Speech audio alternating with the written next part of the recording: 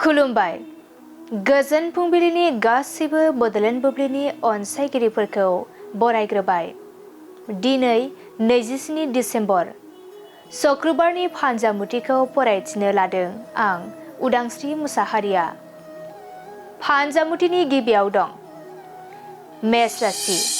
नोंथाङा माबा मोनसे मोजां मुवा मोननो हागौ। रंजा खुसिनि सान जागोन।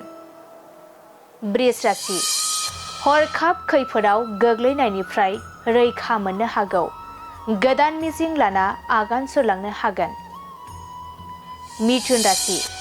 रांखावरि गैयैनि थाखायनो जेंनाफोरा जोबस्रांनाय नङा। असान्थिजोंनो साना बारलांगोन। कर्क राशि। नखरनि खामानियावनो नांथाबना थानो गोनां जागोन। देहाखौ जोबोरैनो मेंखांनाय मोनगोन।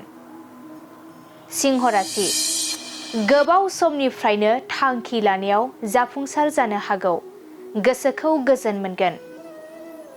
कन्या राशि। बिसि फिसायनि गेजेराव सन्देह खालामलायनो हागौ। नखर संसाराव गोजोन गैयै जागोन।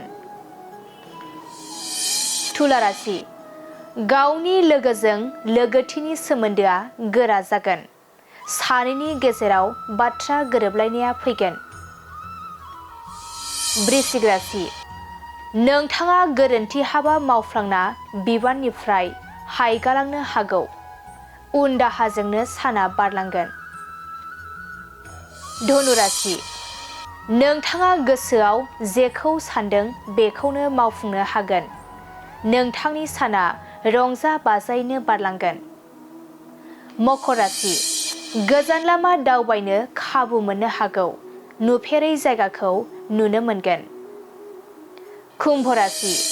रावनिबो मोजां बाथ्रा खोनासंनाय नङा। गावनि अहंखारजोंनो सोलिनो नाजागोन। मीन राशि। दाबसे जायगायाव जिरायथेरनो हायै जागोन। गोसोआ उरां फारां जाबाय थागोन। दिनै सानसेनि राशि फरायथिनायाबो एसेनोसै। आसा खालामो नोंथांनि दिनैनि साना मोजाङै मोजां थांगोन। बेखौ बड'लेण्ड बुब्लि नखरनिफ्राय मिजिंथिबाय।